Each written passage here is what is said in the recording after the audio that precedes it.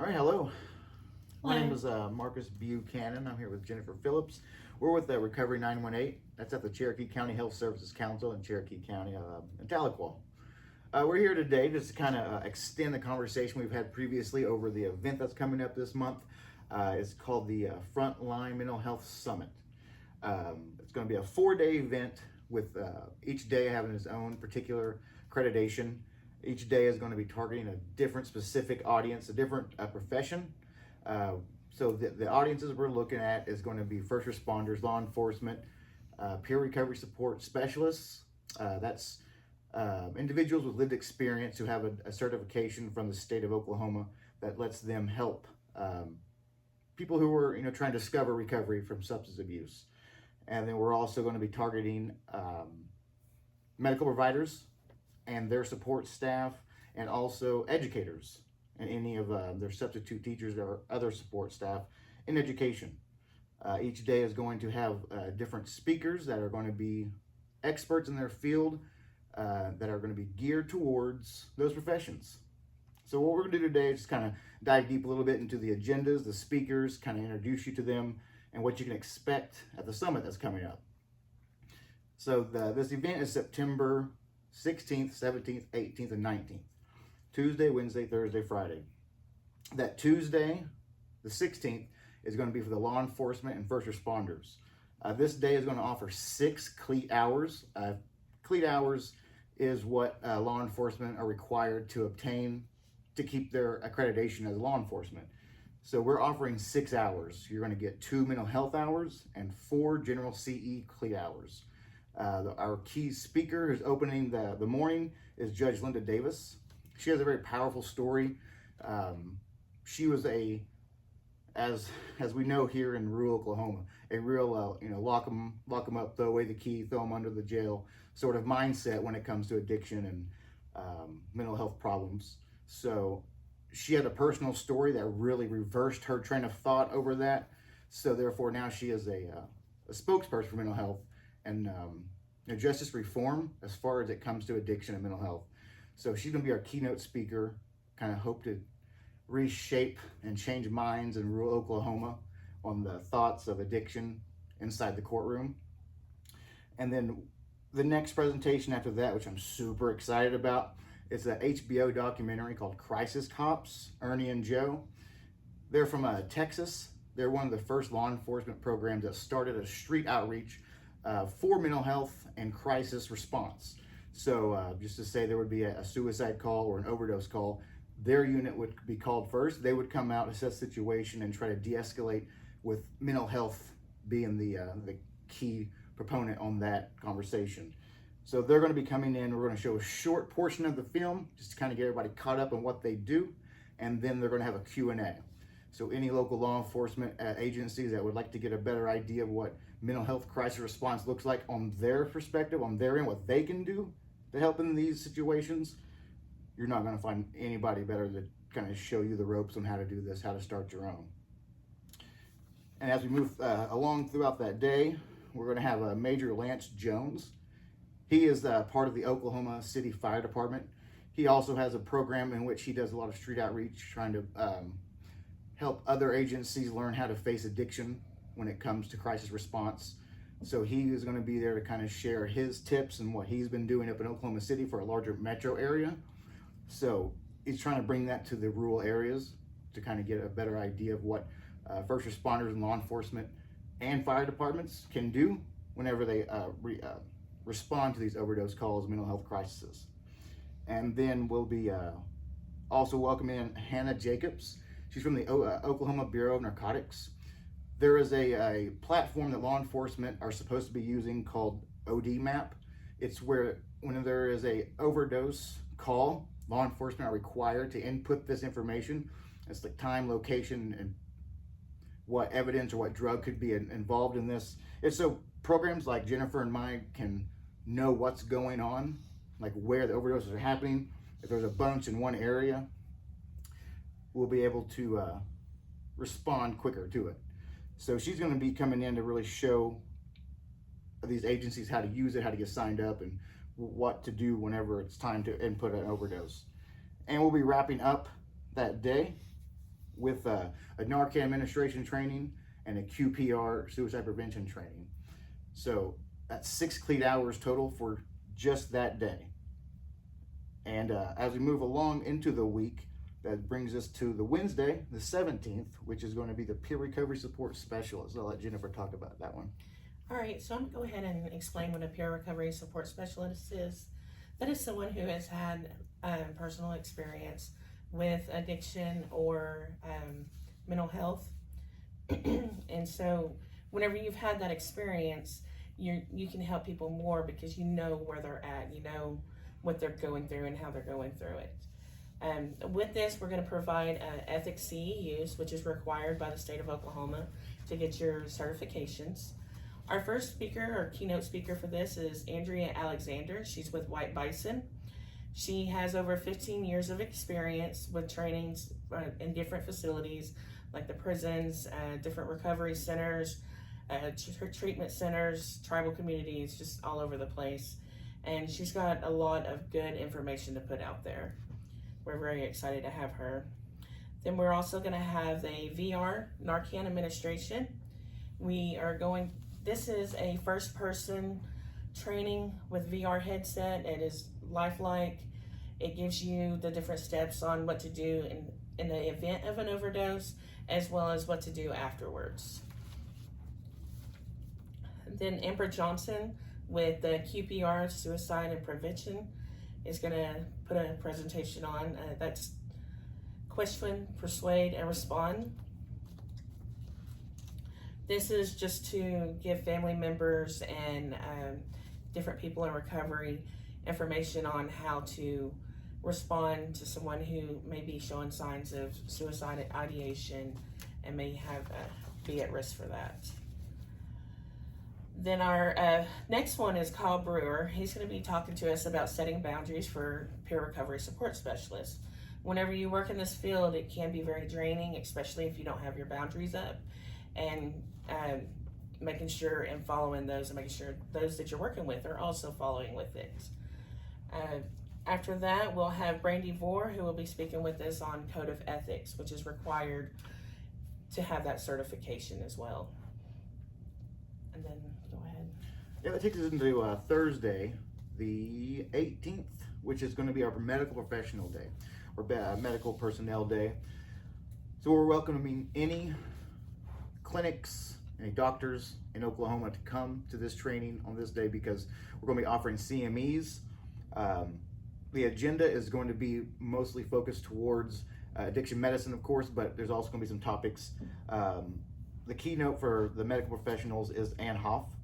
She'll be talking about conscious discipline to increase cooperation and connection in moments of stress. So just really talk about ways doctors themselves can de-stress in stressful situations and be conscious of what they're doing and the impact they're making. Second, we'll be having Dr. Jennifer Mathis. She will be talking about the convenience store highs, what her presentation is called.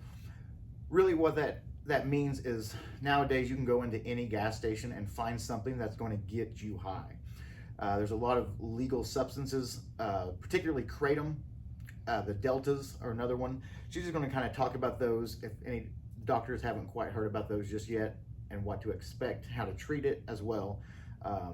Kratom is just as addictive as opioids are, so it is going to be an epidemic if we don't get ahead of it. So hopefully with the information she shares, these doctors will have more knowledge on how to talk to patients who, may be thinking that it's an innocent pain reliever, as innocent, innocent as opioids were when they first came out, so to say.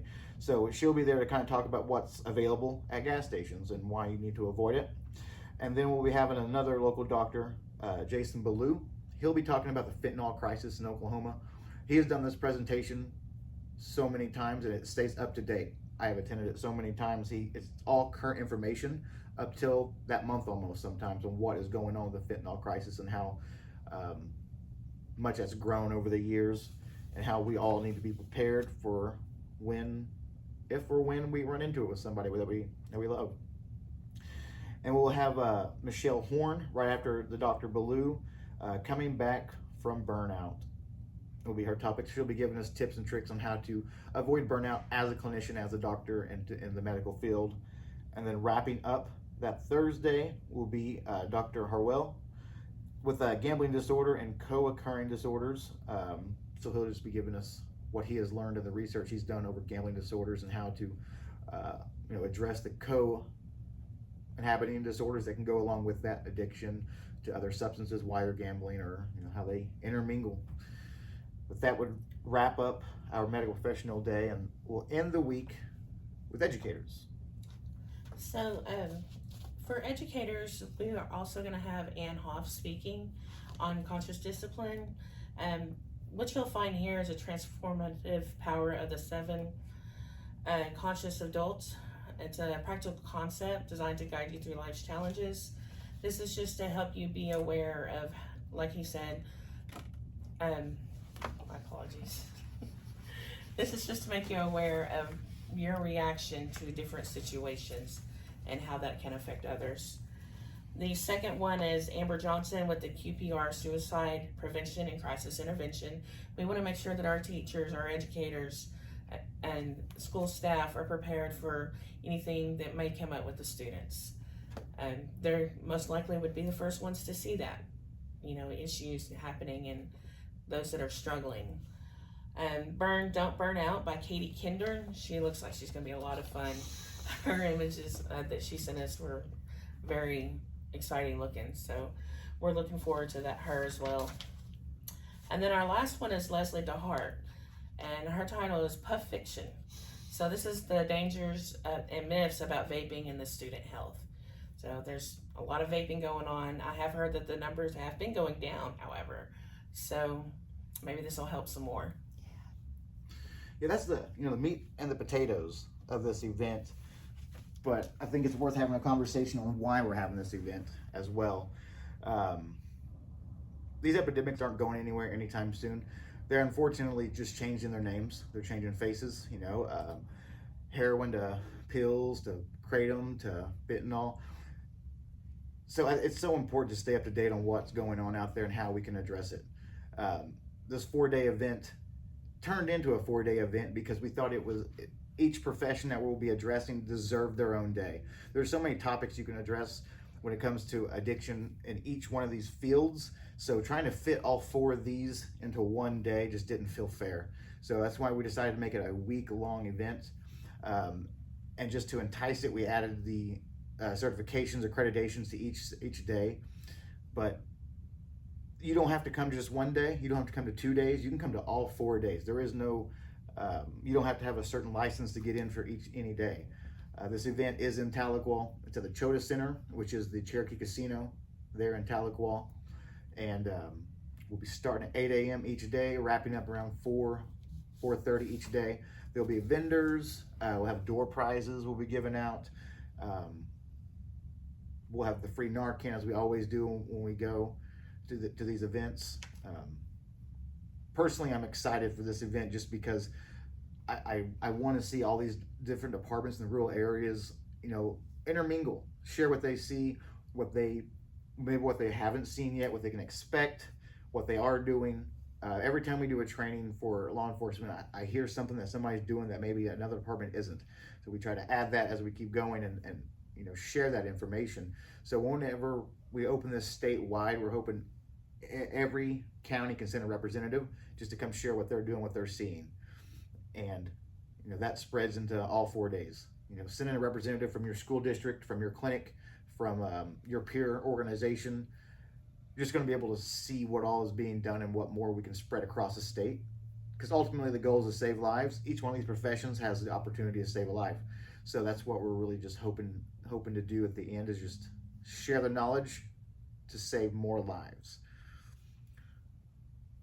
And then we're also hoping with this summit to provide support to those who are working on the front lines, help them, take that load off whenever they need to, help them know when to step back. That way everyone gets the care that they need.